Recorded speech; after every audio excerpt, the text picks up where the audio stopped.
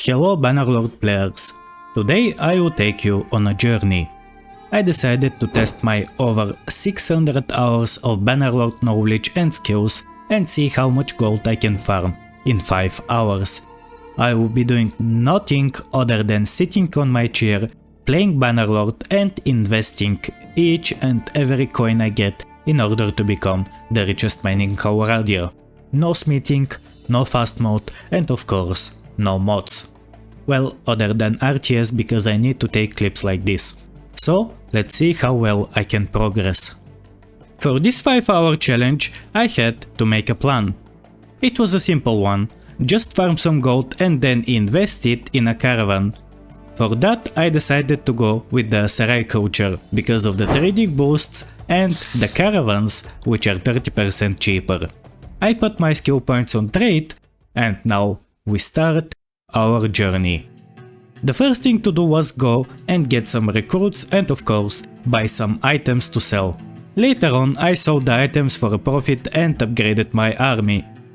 While traveling I got attacked by bandits, which was not that bad. I managed to deal with them and got some prisoners I could sell.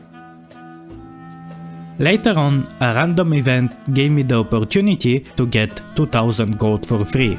I also decided to do some quests because quests are always a good way to earn some gold. So I completed a few and increased my renown. Renown here is needed to increase clan tier, which allowed me to have more workshops and more companions to appoint as caravan leaders. Speaking of companions, I got my first one in the city of Askar. A few more quests and some trading later I managed to get the required gold to start my first caravan.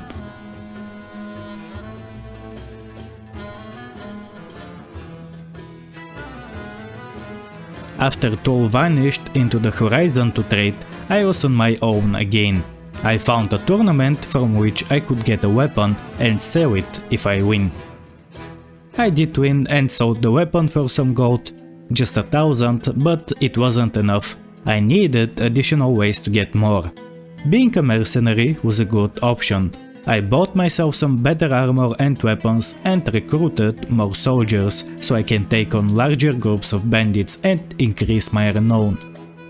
After an hour and 40 minutes I became a mercenary. The income from the caravan and the mercenary contract was enough to sustain my army and I ended up with more at the end of each day. But now on focus was getting a workshop. With more troops I started raiding bandit hideouts, which are always a good source of prisoners and items. With almost 30,000 gold, it was now time to go and get our first workshop after 2 hours of playing. I chose Sanala because it was the city with the highest prosperity. Sometime later, while the caravan and the workshop were doing their job, I found a tournament with a very good reward. A tier 6 armor piece which would cost about 50,000 gold if I managed to get it, and would allow me to get an additional workshop and caravan running. Unfortunately, I wasn't well prepared to fight lords and the chance slipped away.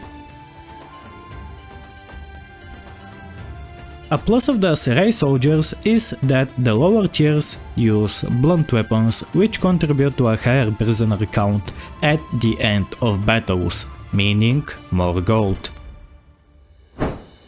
While looking around for more quests to complete, I found the Escort Merchant Caravan quest, which is one of the best quests. Why is that quest so good, you might ask?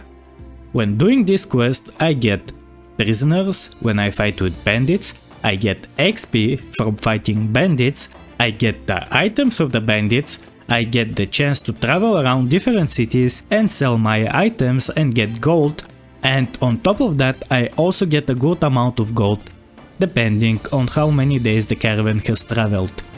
After returning home and selling the bandit items, it was time to get another companion. The 60,000 gold I gathered was invested in a trade convoy and another workshop, and after selling some items, in a caravan. A little over 3 hours in the journey, I had 3 companions traveling across the map selling items and bringing a good profit of more than 1000 gold per day. The next goal was to get trading skill level 125. The 125 trade skill gives a perk which grants me +1 renown for each profiting workshop I own. When I get to the next 1 tier, I will be able to get additional companion and workshop. So that's why I focused on trading. I bought a lot of items and started selling them. Not after long, it was done. Then a war started. Unfortunately, because of the war I lost one of the caravans. While waiting for the perk to increase my quant tier, this happened. To be honest, because the city was heavily defended, I thought they are not going to try anything. Little did I know, their intentions were serious and they really wanted to take the city in which I planned to get a workshop because it also had a very high prosperity. But the defenders managed to deal with them, and even though a lot of our soldiers died, they gave up. After the battle, my clan tier increased, which meant that now I am eligible to be a vassal. After making one more trade convoy, I searched for the Sultan. Kit was on the other side of the sea, and to get to him I needed a ship. It was time to go on sea. 4 hours in, I spent all of my gold to buy 2 medium-sized ships, but before traveling to him, I took down this pirate ship because it was harassing my new trade convoy. I managed to capture 2 of the enemy ships, which I then sold for over 10,000 gold. I even did some pirate mischief to avenge the lost caravan and sold more captured ships. Not long after, I found Kit and became a vassal. The goal now was to get a fief, so I can increase my daily income. I joined a big army in the hopes of getting my first fief.